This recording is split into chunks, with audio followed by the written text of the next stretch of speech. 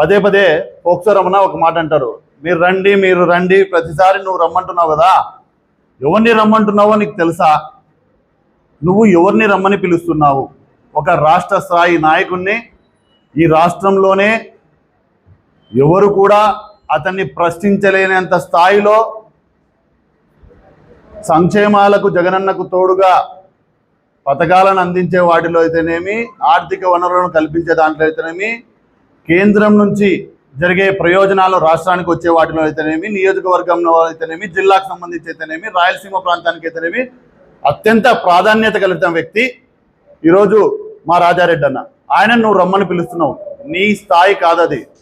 రాజారెడ్డి అన్న చాలాసార్లు చెప్పడం జరిగింది సముఖంగా, వీళ్ళు ఎప్పుడైతే ఇక్కడ అభ్యర్థులుగా ప్రకటించుకొని ఇక్కడ తిరుగుతున్నారో అప్పుడే చెప్పడం జరిగింది, ఎవరైతే మీకంతా అనుమానాలు ఉన్నాయో, మీకు ఎటువంటి ఆరోపణలు ఉన్నాయో రండి, నా కారులో నేనే డ్రైవింగ్ చేసుకుంటూ తీసుకుపోతా అని చెప్పినాడు. తీసుకుపోయి మీకు వివరిస్తాను, మీకు ఆరోపణలున్నా అభ్యంతరాలున్నా అభివృద్ధి తెలియకపోయినా అన్ని చూపించి మాట్లాడడానికి మా నాయకుడు రాజారెడ్డి అన్న రెడీగా ఉన్నాడు.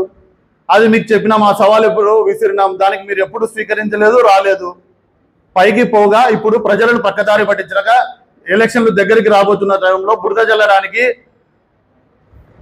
ఒకరి తర్వాత ఎంచుకొని మీరు ప్రజలను పక్కదోవ పట్టించడానికి సెల్ఫ్ గోల్ చేసుకుంటున్నారు మీరు. దానికి కూడా మేము సరే, ఈ సమాజంలో ఎవరు మాట్లాడినా సమాధానం ఇవ్వాలి కాబట్టి ఇస్తున్నాం. నువ్వు గురువారం 10 గంటలకు రా అన్నావు కదా, కరెక్ట్ గురువారం బాగా ఎంచుకున్నావు. గురువారం గేట్ల దగ్గర ఉంటారు, ఆ బ్యాచ్తోనే నీకు సమాధానం చెప్పించేది తప్ప మేము కాదని మీకు తెలియజేస్తున్నాం. అయినప్పటికీ నీకు చెప్తూ, నీపై ఉన్న ఆరోపణలు, నీతో అనవసరమైన వాదనలు ఎందుకనే కొన్ని మేము ఆపుకొని ఉన్నాం. కొంతమంది మహిళలకి మరకలు అంటుతాయని కప్పిపెట్టి ఉన్నాం. ఆగాల్సిన పరిస్థితి ఉంది.